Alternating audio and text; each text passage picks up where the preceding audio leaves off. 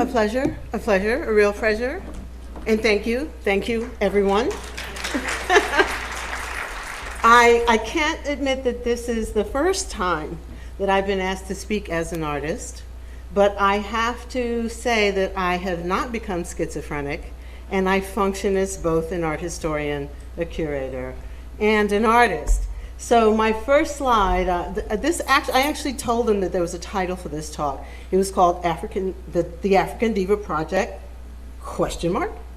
And I'll tell you, your archives as you grow and age are not necessarily held by you.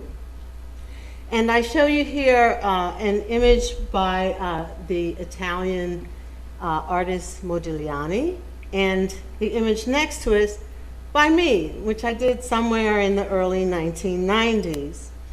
And my painting is owned by Jeffrey Stewart. And when the African Diva Project came out of the box, sometime around 2010 or so, my first exhibition, he quickly wrote to me and said, I think I have the first one. And I had completely forgotten about this painting. And it reminded me of how difficult it can be for me to teach 20th century European, the Western canon, and talk about how the European artists took and did not tell where their inspirations were coming from until much, much later when art historians began to go, this looks familiar.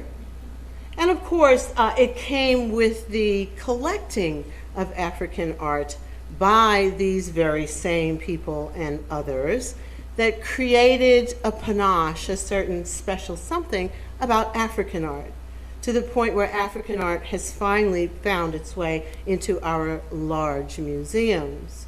Most of those collections having begun with things that were collected by people of European descent. So I took that Modigliani, and I have to say I really like Modigliani's work a lot, and gave some homage to the African artists that could have been a part of the reason why his work looks the way it does. But on to the African Diva Project.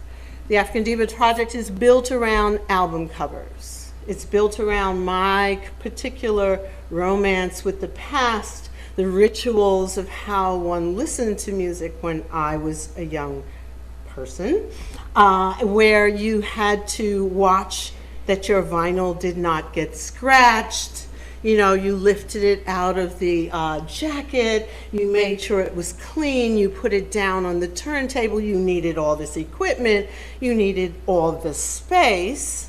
And as I traveled around with my collection, which really wasn't that large because I didn't have that much money to collect music, the tonnage and the change over to CDs and then now to just simply downloading, and how deteriorated my hearing has become that I can really not tell the difference between analog and digital. So the fact that I can carry my entire collection of music in my pocket is not such a bad thing. But the African Diva Project was about LP covers. LP covers that we stared at, looked at, read, the liners, everything that was a part of what it meant to be a music lover. And before I show you the next slide, when I started the project, I had someone, and I can't remember who that someone is, who said to me, Margaret, you could be painting this stuff forever. How are you going to put brackets around it and contain it in some way so that you can maybe do something else? So I said, okay, then I'm going to make 33 1/3 paintings. That's what I'm going to do. It's going to only be 33 1/3 paintings, which of course it's more now, but we'll talk about that later. And from the moment I said that, I thought to myself, how am I going to do 1/3 of a painting? And so I'm going to begin with the third, which was the last painting that I made in what has become side A of the African Diva Project. And that third ended up being the one of the three Supremes who actually made it, who was able to break out on her own as a soloist. And because I have a lot of fun with Photoshop, I will show you which one it was. No guessing here. Yes, indeed, it was Diana. So Diana Ross became the third. This painting is 20 by 60, which is a third of a 60-inch square. All of the side A paintings are square photographs. They're 30 by 30, or the largest one ended up being 60 by 60, but she's the slice. I put a lot of thought into this because after, this is the 34th painting that I've made. I thought a lot about what am I doing? Is it really just because it's fun? It is fun. Or because they're attractive, they give you that sense of pleasure. I'm looking at art, which is something that I really enjoy. It's something that has made me write about art. If I wasn't having fun, I wasn't going to write it. And that's what sort of kept me going as an art historian and also as an artist. But when I thought about Diana, did some reading about her, how much attention and money she brought to Motown, I realized that she wasn't just a woman who had a great talent and a great voice, but she was a performer, and a performer in a line of performers that we have often seen thrown up on the stage from vaudeville days in the 19th century. That's who Diana really was. She was used quite a bit. I'm getting a little ahead of myself here. I actually saw her in Central Park in the rain back in the day when they used to have free performances in Central Park. They don't do that anymore. But she was spectacular, had an amazing weave. Amazing. And I knew one day she would find herself back into my life. And here it is as the Supreme who came forward. And she has been photographed for her albums in a manner that shows her to be well contained. The one image up here of her looking like a sick child, I never understood why that was an appropriate image to use for a star of her caliber, but she is photographed on her albums very often, pushed together, very vulnerable, that kind of thing. And I want to give a shout out to Nicole. I can't think of her last name right now, but she did a fabulous new book that just came out, Black Icons. Somebody help me. Fleetwood. Yes. And she did an entire chapter on giving face, which helped me think about how I wanted to talk about my work and Diana Ross. And these are images taken right off the internet of Diana giving face. And these are shots that were taken by a photographer by the name of Langdon, a white photographer. The majority of the designers of the LPs from this time were white designers. And it's not surprising because these are the people who have a sense of how to sell an image outside of the black buyer. So this is the Diana Ross album that I used for her as a soloist. This is a photograph of the return to painting in 2007, when I was pretty much struggling with going back to being a painter. I have only taken 2 painting classes in 1983 and 1984 at Amherst College. Everything I know about painting after that, I've pretty much taught myself. So every time I stopped painting, I felt like I had completely lost it. And sometimes stopping painting would be a year, 2 years, 3 years, that I wouldn't pick up a brush. So this is it's the only photograph that I have of this painting on its way. And she was the first African diva that I painted after the catalyst. I have a website that has way too much information on it, so what's on the website, you're not going to hear today. I hope that you'll go and visit it, and then there's a contact me button, so you can contact me. So this was the final piece.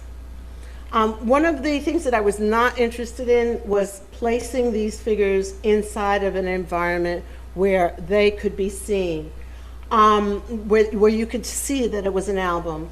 The graffiti you see in the back, I work with cold wax mixed with oil, and then I write the titles of their songs in the background. So I don't have a lot of time left. Believe it or not, the flag has gone up. And but I wanted to talk about my one and only switcheroo in terms of what I did with the African Diva Project. You'll see more about RuPaul later as well. So RuPaul is the only non-anatomical diva, female diva in the entire collection. And I used the Supermodel album as the image to basically have a very hard time making a painting.